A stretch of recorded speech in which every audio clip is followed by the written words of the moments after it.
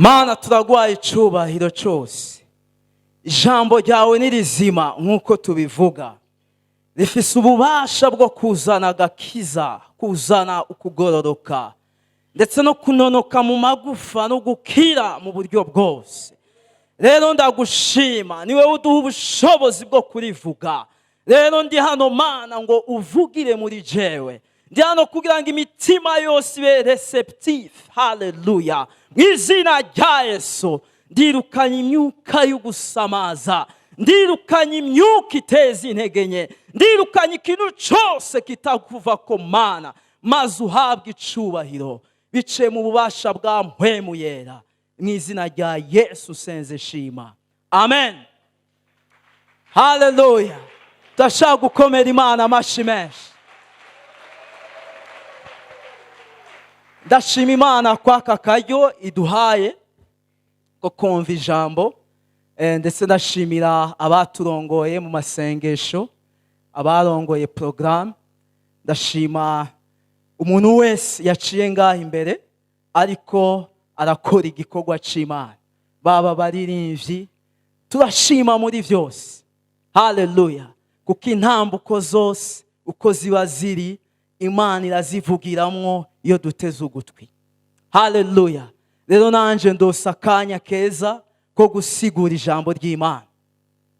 Haleluya. Amen. Mbwira mugenzi wawe turiteguye kwakira. Mumbarize. Uri karasinzira umukubiti konongo gatoya. Nyagaza hirya no hino. Aho wicaye gira gutya wumvirize. Haleluya. Amen. Yesu ashimwe. Ijambo nshaka yuko dusigura cyane twumva mw'uyu mwanya, ijambo rivuga ngo guhishurirwa igikorwa cy'umusaraba. Amen. Guhishurirwa igikorwa cy'umusaraba. Amajambo tuza guhagararako ni amajambo ari muri mu cete ca Yohana, cete ca Yohana igice ca 3 ku murongo wa 14, 15 na 16. Guhishurirwa igikorwa cy'umusaraba. Être révélé l'œuvre de la croix. Amen. Yesu ashimwe. Nkuko muvyumva turakeneye guhishurirwa igikorwa cy'umusaraba. Haleluya. Paulo niwe yandikiye abikorino, ucete ca mbere c'abikorino igice ca 2 umurongo w'8, arababwira ati iyo baza gutahura ntibaba barabanje umwami w'ubwiza. Haleluya. Yesu ashimwe. Ngiyo baza kugira gute? Iyo baza gutahura, iyo batahura iki? Atangura avuga ati tuvuga ubwenge bw'Imana. Ubu bwenge tuvuga ni ubwenge bwari bwarahishijwe. Rero nimba bwari bwarahishijwe, mu yandi majambo ashaka kuvuga ko bwahishuwe. Haleluya. Ngo ubu bwenge tuvuga si ubwenge bw'abantu, ariko ivyo tuvuga ni ubwenge Imana yateguye kera ko buzoba icubahiro cacu. Ico gituma avuga ati ivyo abamwishe iyo babimenya, iyo babihishurirwa, iyo bamenye ukubambwa kwa Kristo, ibanga gufise nibaba baramubambye. Uhagaze kwayo majambo urabona yuko Paulo hamwe arerekana yuko hariho kumenya ibanga ry'umusaraba ku ruhande rumwe, ariko ku rundi ruhande hariho no kutamenya. Ivyo birajana. N'uyu mwanya aha mw'ishengero hariho imico ibiri. Hari umuce w'abantu bahishuriye igikorwa cy'umusaraba. ariko hariho n'uwundi muce w'abantu gushikana n'ubu bavyumva ariko batarabihishurirwa. Amen. Mbega ndabesha? Haleluya. Yesu ashimwe. N'intumwa za Kristo Yesu ugerageje kuraba urabona yuko ntibigeze batahura ibanga ry'umusaraba, ngo ntibigeze bahishurirwa igikorwa cy'umusaraba. Ndetse ugiye kuraba bobo mu vyiyumviro vyabo ntibari bazi ko Kristo azopfa. Navyo bari bazi. Kubera iki? Navyo bashaka. Haleluya. Yesu ashimwe. Ariko rero biciye mu vyanditswe mfise ukwizera ko twese tuza gutahura igikorwa cy'umusaraba uno munsi. Amen. Haleluya. Yohana igice cya 3 umurongo wa 14, 15 na 16. Kandi uko Mose yamanitse inzoka mu bugaragwa, niko umwana w'umuntu akwiriye kugira gute? Akwiriye kumanikwa, ngo umwizera wese ahabwe ubugingo budashira. Kuko urukundo Imana yakunze abari mu isi ariko rwatumye itanga umwana wayo w'ikinege, ngo umwizera wese ntazopfe rubi ariko azahabwa ubugingo budashira. N'aya majambo iwereye hejuru urabona yuko Kristo ariko aganira n'umugabo yitwa Nikodemu. Nikodemu yari umuntu adasanzwe kw'iki gihe cy'uguseruka kwa Kristo Yesu. Ko Bibiliya ivuga ngo uri kuratanga urusoma ku murongo wa mbere ngo yari umwe mu bigishwa b'ivyagezwe. Kandi Nikodemu ntiyari umwigishwa w'ivyagezwe asanzwe, ariko yari umwe mu bakomeye bigishwa ivyagezwe. Ico baganira, Yesu ariko agerageza kumwumvisha ivy'ukuvuka ubwa kabiri, ariko Nikodemu amubwira ati ivyo bishoboka biti? Ko ndi umutama, mbega bishoboka gute? Haleluya. Urabona yuko amajambo yose Kristo amubwira Nikodemu natahura ivy'ukuvuka ubwa kabiri. Rero aha dusoma Yesu ariko aragerageza uburyo bwose kumutahuza agakiza, ariko biciye mu majambo yo kuvuka ubwa kabiri Nikodemu navyumva ko n'umutama w'ubwanwa. Rero ivyo kuvuka ubwa kabiri, none nosubira mu nda ya mama nkavuka, biri hehe? Biri mu bwenge. N'uyu mwanya bamwe biri hehe? Biri mu bwenge. Ngira mugenzi wawe ati gerageza ubikure mu bwenge. Biri mu bwenge. Haleluya. Nitushaka kwishurira igikorwa cy'umusaraba igihe vyama biri mu bwenge. Bigomba kuva mu bwenge bikaja mu mutima. Ko umutima ni w'umuntu yizeresha akaronka ukugororoka, akanwa akaba ariko yatuza bikaba effective, bikaba vyo. Haleluya. Nibishobora kuba vyo osilonta vyagumye mu bwenge. Ariko Yesu kuko yari umwigisha akomeye, noneho Nikodemu yaje aciye bugufi avuga ati tuzi ko uri umwigisha akomeye yavuye ku Mana, kuko nta muntu ashobora gukora nk'ivyo ukora kiretse Imana iri kumwe nawe. Yesu nk'umuntu aciye bugufi kandi w'umwigisha atarya abandi umutima, ndibuka ukuntu twakubitwa kera kubera tutumva ibiharuro. Narakubiswe cyane kubera ntumva ibiharuro, kandi hari abandi bakubiswe ngaha kuko batumva biriya na biriya. Ntunci rubanza ngo ntiyumve ibiharuro, nawe hari ivyo wakubitiwe. Narakubiswe ndashaye. Imfindo zo mu wa gatandatu kera hara warakubitwa ugahiga ko kinjira bikanka, ugasiguza bikanka, umwigisha Yesu ugakubitwa ugashaya. Ewe jewe ndagowe. Yesu yari umwigisha mwiza, ntiyajyana umutima. Amaze kubona ko Nikodemo biri mu bwenge, amuzana muri verisiyo atahura. Haleluya. Amubwira ati nk'uko Mose, nk'umwigisha w'ibyagezwe atahura ibyagezwe, Yesu amuhinduriye, amushize mu ruhande atahuramwo.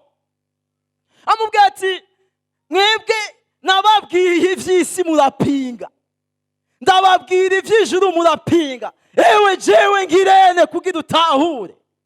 Haleluya. Twarakubitwa ngo dutahura, ariko ntidutahura kubera twakubiswe.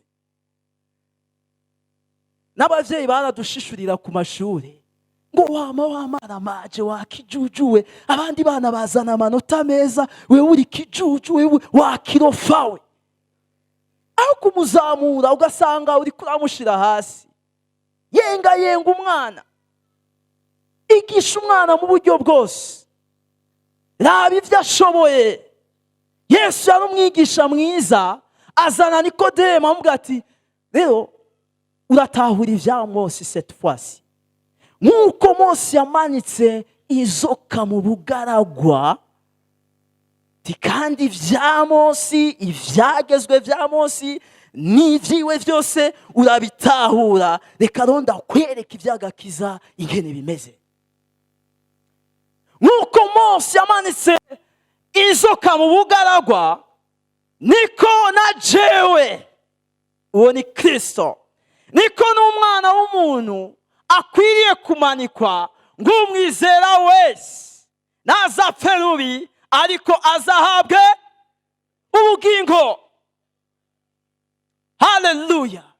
Rero ikibazo gihari, kubera iki Kristo Yesu yigereranije n'inzoka y'umuringa Mose yamanitse mu bugaragwa? Nico kibazo tugomba gutora. Ariko nimugire ubwoba, ivy'impwemu si rimwe guteranya rimwe bingana kabiri, ntitugikubitwa nko mw'ishuri. Uyu munsi biroroshe. Haleluya. Turabe mu gitabo cy'uguharura igice ca 21. Guharura igice ca 21, umurongo wa 4 n'umurongo,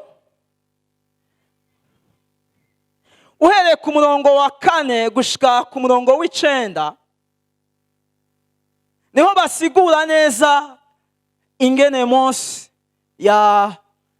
yacuze inzoka mu muringa. Reka tuhasome, tunyarutse guharura igice ca 21 umurongo wa 4. Bava ku musozi Hori bajana inzira ija ku kiyaga gitukura, kugira ngo bajane inzira yo ku rubibe rw'igihugu ca Edomu. Abantu bihebuzwa cane n'ubwo rugendo. Turi kumwe? Abantu bihebuza cane n'ubwo rugendo, batonganya Imana na Mose bati mwadukuriye iki muri Egiputa mukatuzana gupfira mw'ubu bugaragwa, ko atavyo kurya tuharonka, atanamazi ariho, kandi tubihiwe n'ibi vyo kurya bitagira ikimazi. Maze Uhoraho ateza abantu inzoka z'ubumara buturira, zirabakomora, abantu benshi bo mu Bisirayeli bagira gute? Barapfa. Abantu baza kuri Mose bati twakoze icaha kuko twatonganije Imana nawe, udusabire ko Uhoraho adukuremo izi nzoka. Nuko Mose arabasabira. Raba umurongo w'8. Maze Uhoraho abarira Mose ati cura inzoka isa n'izo, uyimanike ku giti gishinze, maze uwakomowe wese niyayiraba aragira gute? Arakira. Abisirayeli, umurongo w'9, nuko Mose acura inzoka mu muringa ayimanika ku giti gishinze, maze uw'inzoka yariye wese yaraba iyo nzoka y'umuringa agakira. Yesu ashimwe. Yesu yishimikiza igikorwa Mose yakoze kugira ngo asobanurire Nikodemu iby'agakiza, amusigurire iby'umusaraba, amusigurire iby'ukuvuka ubwa kabiri. Abisirayeli mu bugaragwa baruhishwa n'urugendo, kuko urugendo bariko baracamwo aho bari bavuye muri Egiputa rwari urugendo rurerure cyane. Bararuha, nk'uko birivuga barabadekuraje, baracika intege ku bw'urwo rugendo. Naho bageragerejwe ngo bidodombere Imana na Mose. Haleluya. Mu yandi majambo batuka Imana na Mose. Ko amajambo bakoresheje yari amajambo atari meza, ngo mbega wewe n'Imana mwaje kutwicira hano. Urumva aba bantu Imana ikuye muri Egiputa ibakuje y'ukuboko kwayo gukomeye, baratanguye kuvuga ati mbega mission niyo kutwicira hano. Ariko si cyo gusa, ikintu bakoze cyari kiremereye, kuko na support cyane imfashanyo bariko bararonka bivanye n'ibihe bigoye bariko baracamo, nayo nyene bayita ibi byo kurya bitagira ikimazi. Sisi ko mubona icaha bakoze, kuko igihano Imana yabahaye cyari igihano ngo cyatumye benshi muri bo bapfa. Bavuze kontra Imana, bongera batuka n'ivyo kurya ibahaye, ngo Imana ibasukamo inzoka z'ubumara zirabakomora, ngo benshi muri bo bagira gute? Barapfa. Haleluya. Numva nubwira gato abantu turiko turaca mu bihe kumbure bitoroshe, ntuvuge nabi. Yesu ashimwe. Ntuvuge nabi. Abimana batamwe inzoka zitura kubera bavuze nabi. Bagira bo bavuga ati iyi Mana ibi byo kurya n'ivy'uburofa. Yesu ashimwe. Bamwe kumbure ngaho ko bavuga ati ibi byo kurya vy'uburofa ni kugeza ryari? Shima Mana. Haleluya. Shima ivyo warariye. Je narabanye n'umubanyi akubita ku kajisho minsi yose, agaca abwira umukozi wanje ati none uyu muceri n'ibiharage bya everyday kwaba bantu bavahe bakajahe? Ako kubera umukozi yadukunda akatwegera, kuko sinivyo gusa yamubwira ati none burya ho urahembwa. Aho umukozi kwera yadukunda akatwega akavuga ati mabuja, ariko uyu mubanyi si sawa, uyu muceri n'ibiharage byacu abivugira ko amajambo, ariko nanje narinzi iyo biva. Sinemeranije n'uwo mubanyi ngo mvuga ati turagowe. Oya, kari kuba kambanye. Narinzi aho ndiko ndaca, kandi narinzi ko ndi kumwe n'Imana. Turangije icaturemesheje duca tumuha izina, tumwita Penina, biba birarangiye.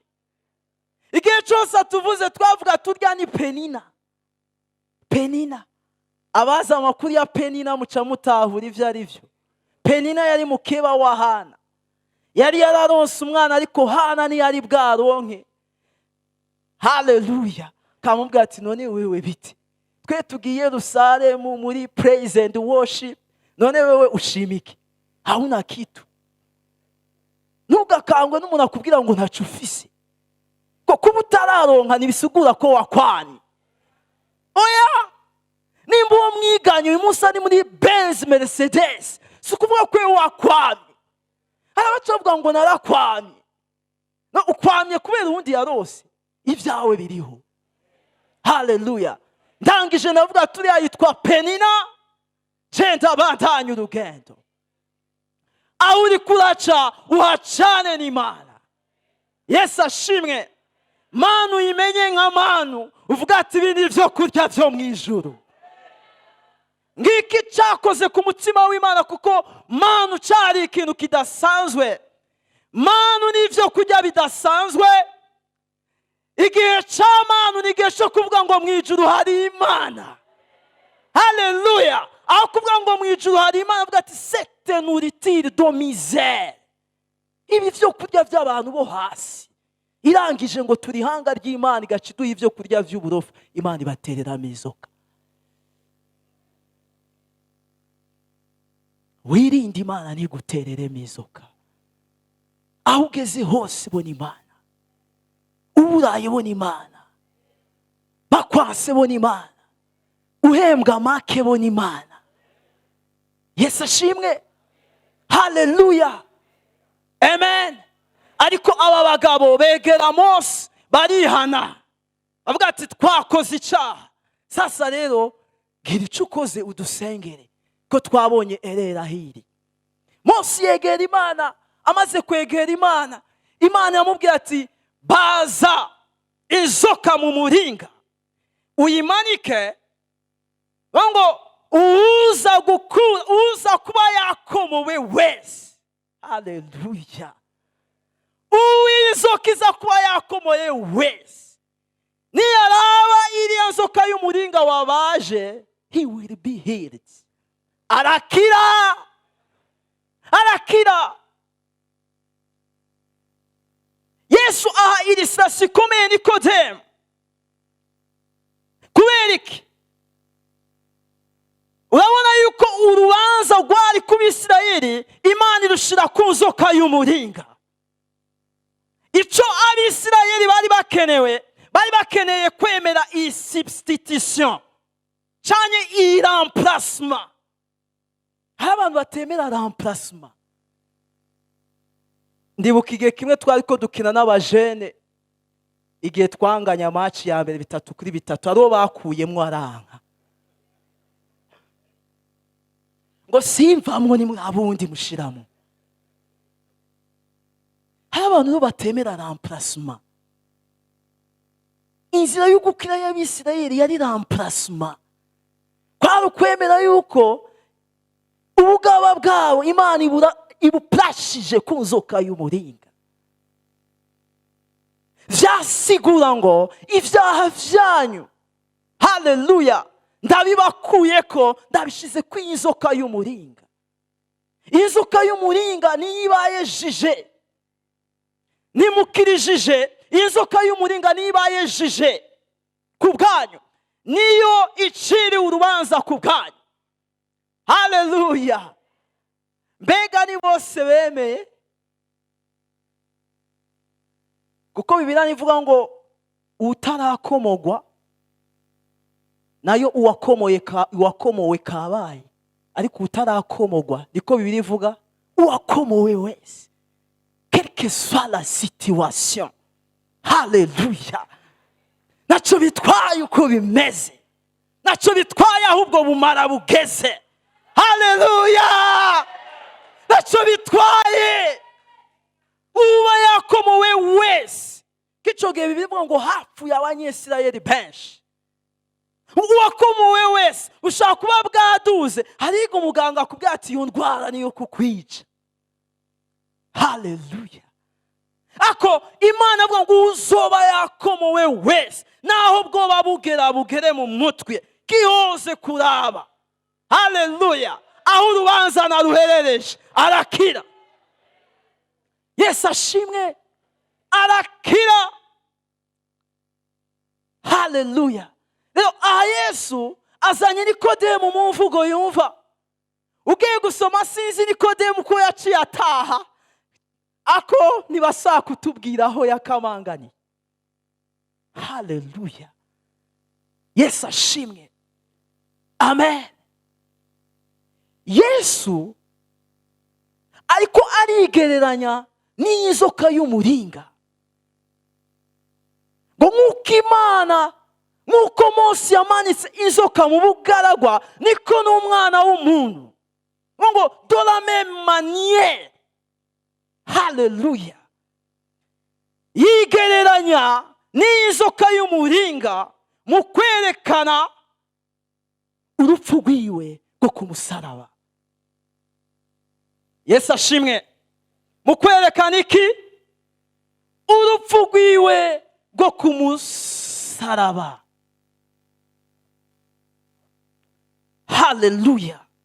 Yesu yerekana yuko mu gihe kigiye kuza agiye guhanirwa ibyaha byanje nawe. Nta kindi camuzanye.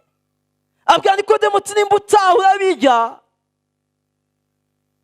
nta ivyo kuvuka ubwa kabiri biri, nayo ishurirwa ry'igikorwa c'umusaraba riri, nuko mu minsi iri imbere ngiye guhanwa ku bwanyu. Haleluya. Ngira mugenza bati Kristo yahanwe ku bwacu, ngiye guhanwa ku bwanyu. Igihe kiza kirashitse, ibyaha by'abari iminsi bizoba kuri jewe. Haleluya. Bizoba kuri jewe. Rero ico gihe abazizera bazoronka ubugingo budashira, kandi nibaronka ubugingo budashira ntibazopfa ariko bazobaho. Haleluya. Ariko kandi nk'uko Abisirayeli badakeneye kuraba ico Imana yakoze, niko uyu munsi natwe duhamagarirwa gukura amaso ku bintu uko bimeze, tugashira ivyizigiro vyacu muri Kristo Yesu. Haleluya. Bene data, ibi bintu iyo twabitahuye nituba tukiva mu nzu tuzi ko tugiye guhiga ubuzima. Yesu ashimwe. Uyu munsi bamwe bava mu nzu bazi ko bagiye guhiga ubuzima. Nivyo akazi ni sawa, kandi dukeneye ko bene data turonka ubuzi bukomeye bwinjiza amahera menshi. Ariko rero dukwiye kuva ku rwego nk'abamaze kwizera Yesu Kristo, aho dusigara tuvuga ati tugiye guhiga ubuzima. Biriya bintu bituma tuguma tuba hasi. Haleluya. Bituma tuguma tuba hasi. Ahubwo dukwiye kuva mu nzu tuvuga ati turagushima Yesu kubwo kukwizera dufise ubuzima. Yesu ashimwe. Kuko nimba ubuzi dukora, business zacu, ivyo twinjiza, ivyo dufise by'agaciro hirya no hino, ari byo tubona mu buzima, nuko ngo bica bizana ingorane, kuko abahembwa make bageraho bavuga ati nta buzima. Banaka barabayeho, abandi barabayeho. Umuntu akama agenda yunamye kubera avuga ati nta buzima. Ariko kubizera Kristo niwe buzima bwacu. Haleluya. Kristo niwe buzima bwacu. Nivyo Imana yaraduhezagije ubuzi, duhezagiza amaresources cyangwa amasoko atandukanye atuma turonka. Ariko burya ubuzi dukora ku bantu bamenye Kristo Yesu n'imigisha, n'amasoko y'imigisha. Haleluya. N'amasoko y'imigisha, kugira ngo iyo noti ibonetse muze muhezagira abakozi b'Imana, amapromosi yaboneke. Haleluya. Nuko bimeze, kugira ngo mushigikire ivugabutumwa, mushigikire abera, mushigikire abakozi b'Imana. Igihe kiza kirashitse aho tugiye gushigikira inyubako mu izina rya Yesu. Haleluya. Mentalite yuko duhabwa make iragahera muri Kristo Yesu. Amen. Uyu munsi gituma bigoranye, bamwe bashishikara kuraba ubumara aho bugeze. Reka kuraba ubumara aho bugeze. Bamwe bariko bararaba inzoka ziriko zirabakomora. Ivyo bigatuma tudahishurirwa ibanga ry'umusaraba. haleluya. Igihe kimwe hariho umuntu yigeze kumezagira arama amahera, ariko maze kumushimira yavuze ati erega amahera ni ay'iwanyu, sapoti ni iwanyu, iby'ubwami ni iby'iwanyu. Yesu ashimwe. Kwa data hari ubutunzi bwinshi, ubwami bw'Imana bufite amahera menshi, haleluya. Ntugakangwe n'abiri baguha ngo ukangwe n'atatu baguha. Mu nzu kwa data hari ubutunzi bwinshi, haleluya. Ntugakangwe nuko bakubwiye ngo indwara yawe nikira, amagara atanga Imana, haleluya. Bakakubwira ngo nacu uzovamwo, vuga ati ndazi ibanga ry'umusaraba, haleluya.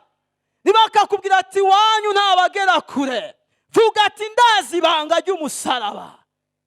Bakakubwira ngo iwanyu diyabete ni karande murayihanahana, vuga ati sinzoyihabwa mu izina rya Yesu, ndazi ibanga ry'umusaraba, haleluya, amen.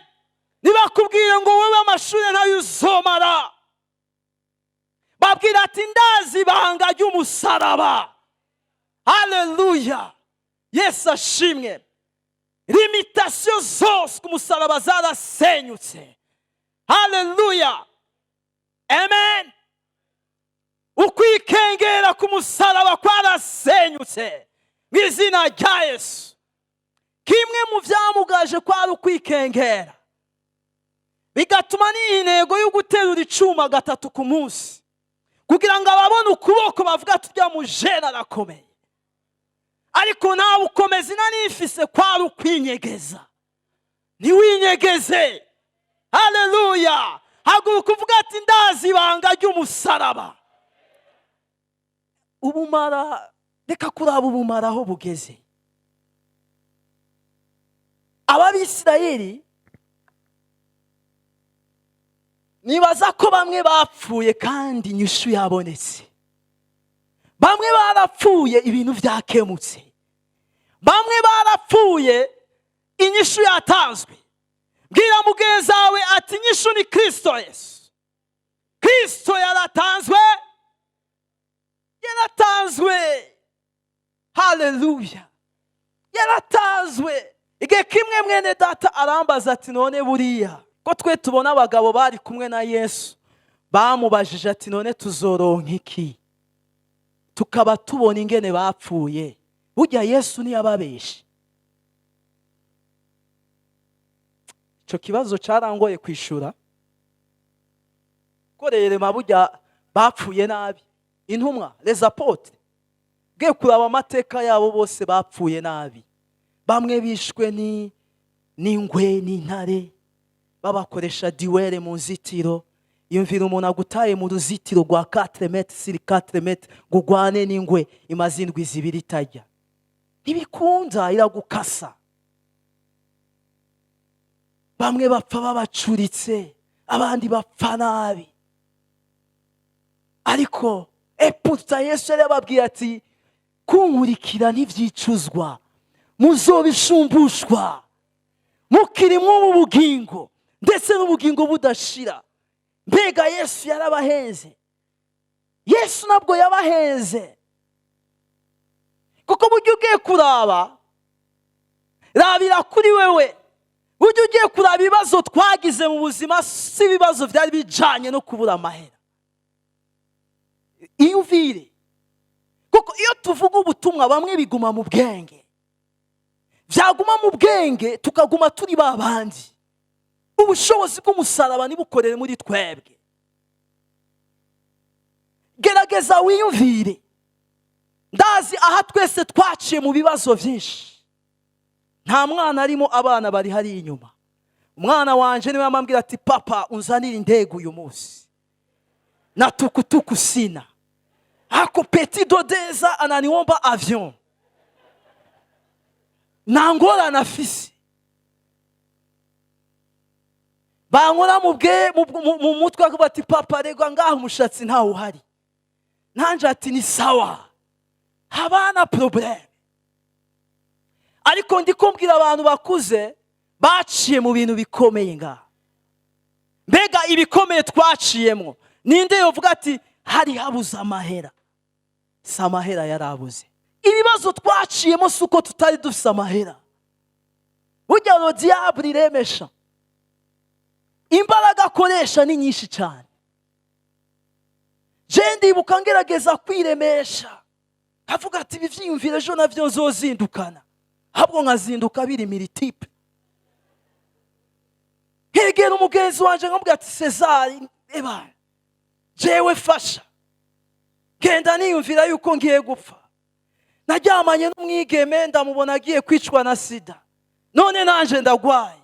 Ibi vyiyumviro vyagwiriye, vyabaye vyinshi, mbega vyumvamo gute? Akambwira ati gerageza wikuremo ivyo bintu. None ngerageze gute? Peace ngerageza, peace impomberana.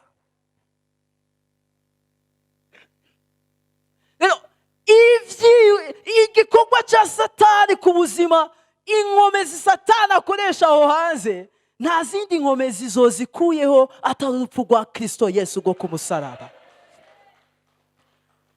Nuko tudakompara, iyumvire ikintu cyatumye Yesu apfa. Cyatumye Yesu apfa, cyakuweho n'urupfu rw'umuntu. None niki cyari kugikuraho? Yesu yatugiriye neza cyane. Haleluya. Ndagenda imyaka 10 sikofise VIH. Nakwiyumvira kuja kwipimisha ngo batireka nume ndabigendana ntibambwire ko ari ivyo. Ko nibambwira ko ari ivyo ncapfa. Akomaze kwakira umwami Yesu Kristo. Haleluya. Uwo mwami arambwira ati ja muri depistage. Genda muri depistage. Haleluya. Nayigire kwa Dr. Neje, mbwa ico gesi namuciyeko, nagiye ninyegeje. Barayingirira barambwira ati saa 8 uze kuza.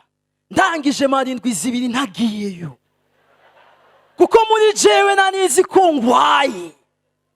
Nagerageje kubikurayo kenshi mu buryo bwose bushoboka, ariko hari hakenewe urupfu rwa Kristo Yesu. Marindwi yose nagiye, indwi heze ndagenda. Maze kugenda barambwira ati none we watugiriye ibiki ko twarindiriye tukabura bikwaye? Ndababwira ati reka mwe nimumbwire ingene bimeze, je nitaye. Barambwira ati tugufitiye inkuru nziza, twasanze utagwaye. Twasanze utagwaye, ako nuje kunywa ivyeri vya yose, genda ushima Imana. Haleluya. Iyo atanga umwami Yesu yaje muri jewe, nganyumvise ati quelque soit les conditions, napfuye ku bwawe. Nari gupfa nkahera zingo ndagwaye, ariko inyuma ca wa mugwanizi. Umwasi Satani nkomeza akoresha ni nyinshi bene data. Hari hakenewe urupfu rwa Kristo Yesu kugira ngo inkomezi z'umugwanizi zisanganguke. Madame turahura, arambwira ati foko tuja kwipimisha. Haheze nk'umwaka turi muri fiancé, namubwira ati none we nibiki? Je ni sawa, ariko muri jewe nanifise ico niyagiriza. Namubwira ati none tugende kuraba vya bindi. Toya reka.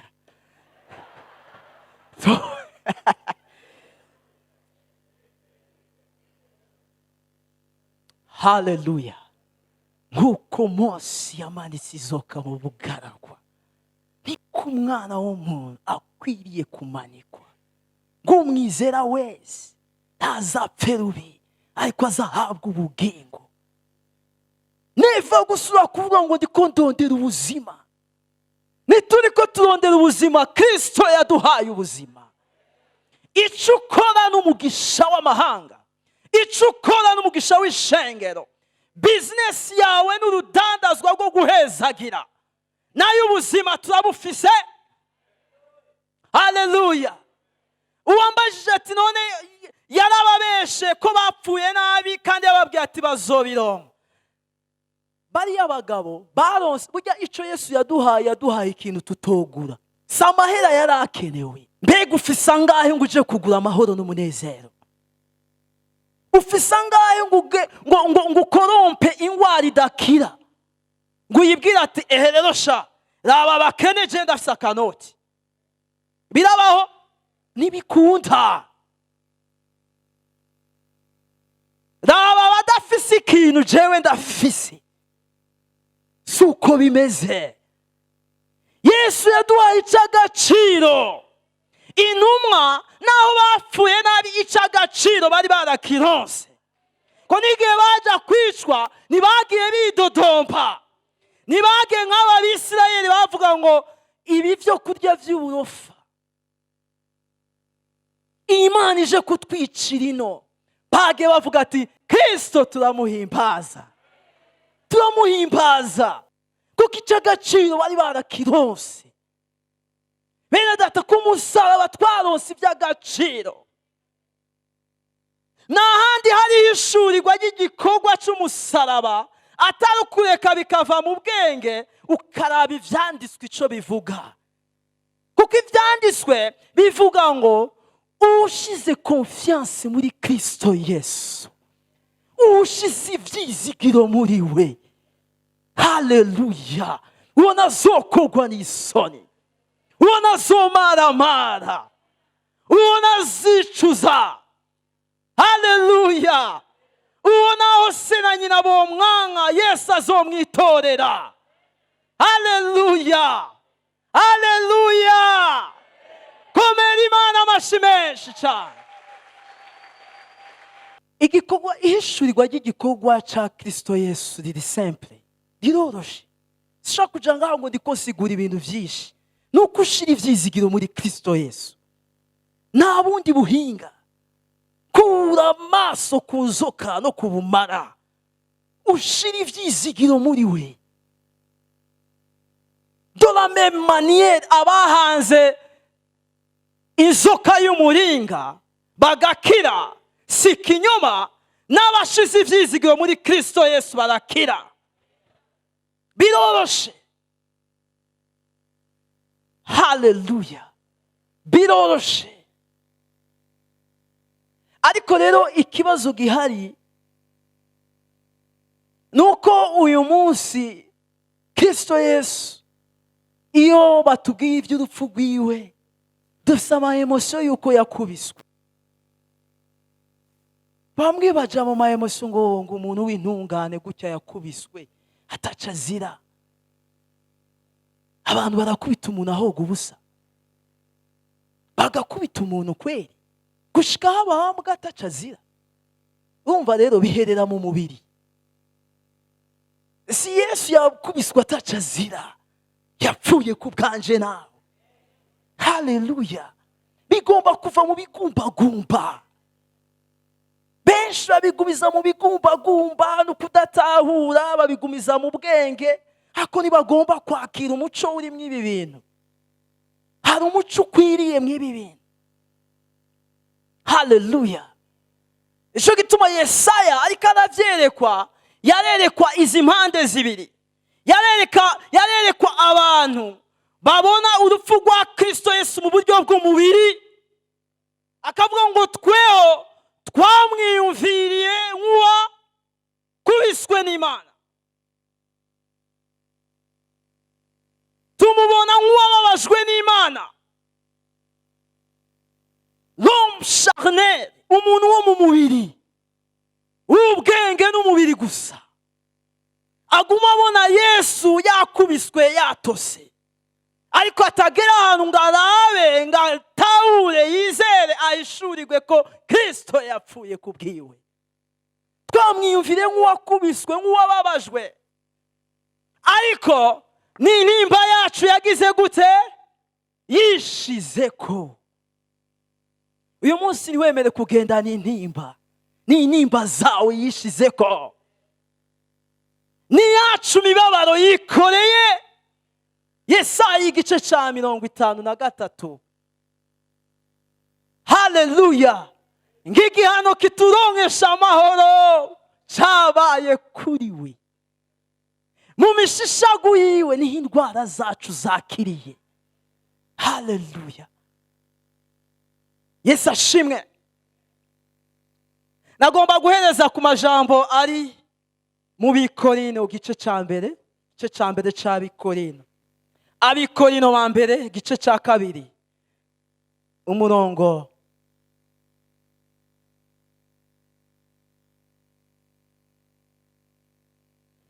umurongo wa 12.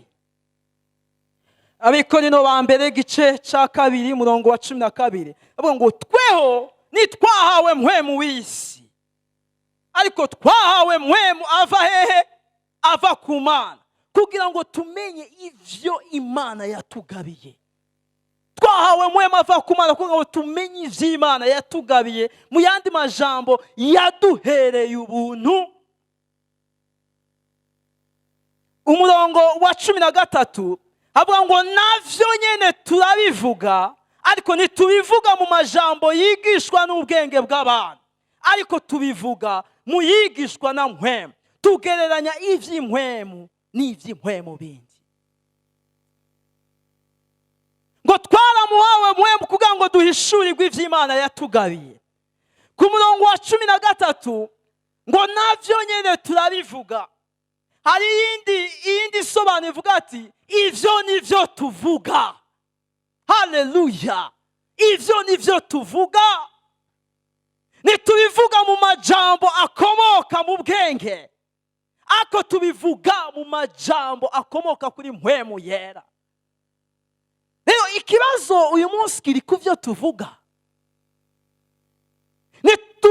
Nituhishurirwa ivyo Imana yatugabiye tubihawe na mpwemu, ngaba ari vyo tuvuga. Uyu munsi tuvuga ivyo umuganga yavuze. Ivyo umuganga yavuze nivyo, ako nk'uwizera mbega uvuga iki?